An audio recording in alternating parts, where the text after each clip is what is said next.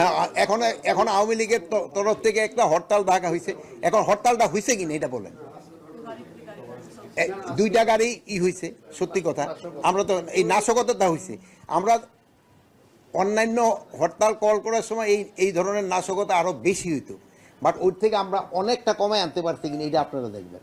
আর পরে সভাটা ছিল যে আমরা ঢাকার সব ডিসিদের আমরা ডাকা হয়েছিল, এবং র্যাবের যারা এখানে ডিউটি করে তারা, এবং সেনাবাহিনীতে যারা করতেছে, এইটা তাদের থেকে আমরা এখন শুনলাম যে তারা কিভাবে কাজ করতেছে এবং আগের কি পরিস্থিতি ছিল, এখন কি রকম পরিস্থিতি, এগুলির ব্যাপারে।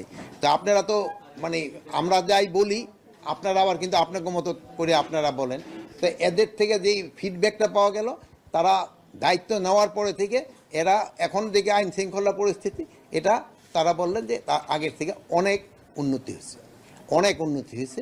এইগুলি সম্বন্ধে এখানে আলোচনা হয়েছে। এটা আপনারা আরও বলতে পারবেন। আমি যদি বলি এটা তো আপনারা বিশ্বাস করবেন না। এখন আইন শৃঙ্খলা পরিস্থিতি উন্নতি হয়েছে কি হয় না এটা আপনারা বলতে পারবেন। এইরকম ঘটনা, গোপালগঞ্জের ঘটনা যে ঘটছে, এটা আমি অস্বীকার করতেছি। তো গোপালগঞ্জের ঘটনাটা তো ঘটছে। এখন দেখেন এটা তো রাজনীতি, রাজনীতি করতে গেলে তো রাজনীতিতে তো অনেক সময় আগে যে সময় আমরাও পড়ছি, ঢাকা ইউনিভার্সিটিতে তো কত ধরনের ঘটনা হয়েছে। এখন ঘটনা হয়েছে, ঘটনার পরে ব্যবস্থা নেওয়া হচ্ছে কিনা এটা হলো আমাদের কথা। আমরা ব্যবস্থা তো নিতে পারছি না। হ্যাঁ, এখন আওয়ামী লীগের তরফ থেকে একটা হরতাল ডাকা হয়েছে। এখন হরতালটা হয়েছে কিনা এটা বলেন। দুইটা গাড়ি হয়েছে, সত্যি কথা।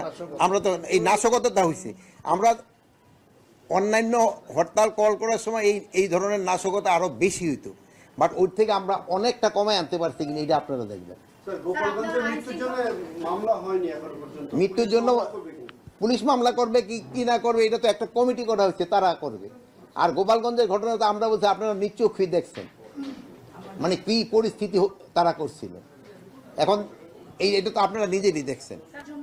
শোনেন, এইটাই তো, যেমন আপনি আমার এই প্রশ্নটা করলেন, ডেমোক্রেসিতে এইটা হলো সবচেয়ে সৌন্দর্য, যে আপনি আপনার মত প্রকাশ করতে পারতেছেন। হ্যাঁ, আমি আমার মত প্রকাশ করতে পারতেছি। এখন আমার থাকবে একটা অনুরোধ থাকবে যে মত প্রকাশ করার সময় যেন কোনো অশালীন কোনো ভাষা ব্যবহার না করা হয়, এবং কোনো ধরনের আক্রমণাত্মক ব্যবহারটা না করা হয়। আর গণতন্ত্রে আরেকটা সৌন্দর্য হলো সত্যি কথাটা, ঘটনাটা বলা। মানে মিথ্যা বইলে তো আর গণতন্ত্র হবে না, সত্যি কথা প্রকাশ করে দেয়। গণতন্ত্রের সৌন্দর্য কিন্তু এইটা, যে আপনি আপনার মত প্রকাশ করবেন সত্যি কথাটা বলে, আপনি কাউকে আক্রমণ করবেন না, আপনার ভাষাটা শালীন ভাষা হবে। এইগুলির তো গণতন্ত্র। এই আইন শৃঙ্খলা বাহিনী সুষ্ঠু নির্বাচন করতে পারবে না কেন?